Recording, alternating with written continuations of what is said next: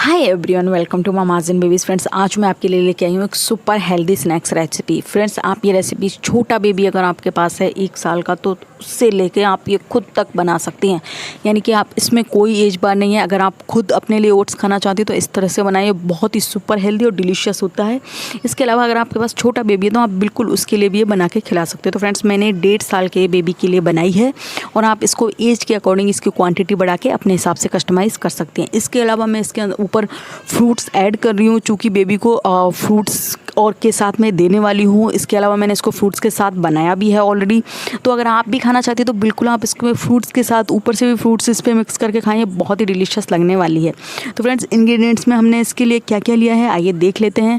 तो सबसे पहले आपको लेना है एक अच्छे से पका हुआ बनाना।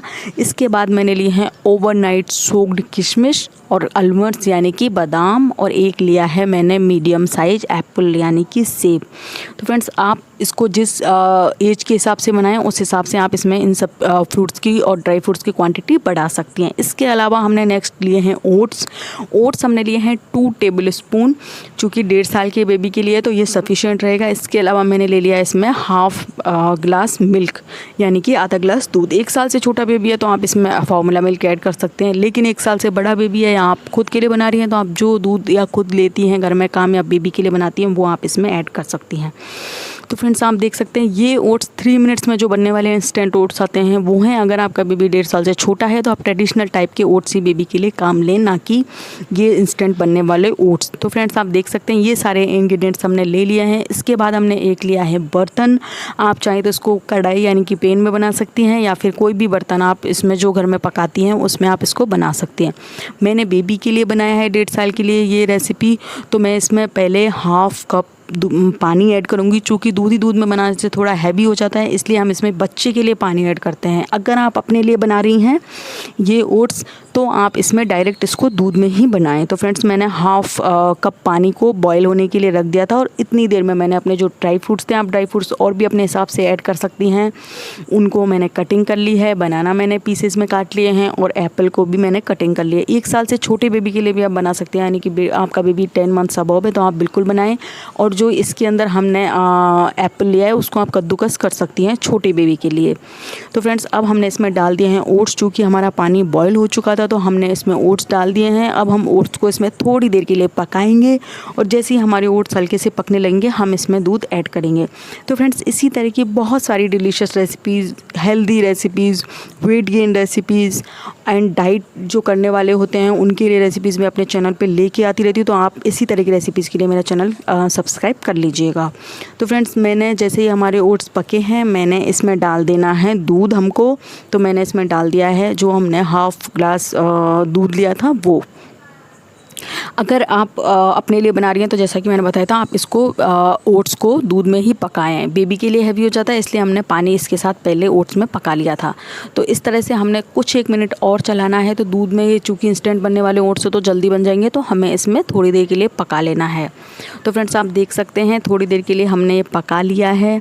इसके बाद जो नेक्स्ट हम इसमें करते हैं आप मिलाने वाले हैं वो है हमारे फ्रूट्स और ड्राई फ्रूट्स की कटिंग्स। तो फ्रेंड्स, हम इसमें फ्रूट्स की कटिंग्स मिलाएंगे। इसमें बहुत इजीली 2-3 मिनट के अंदर हमारा जो एप्पल होता है वो भी अच्छे से पक जाता है। तो हम सबसे पहले एप्पल मिलाते हैं क्योंकि एप्पल थोड़ा टाइट होता है।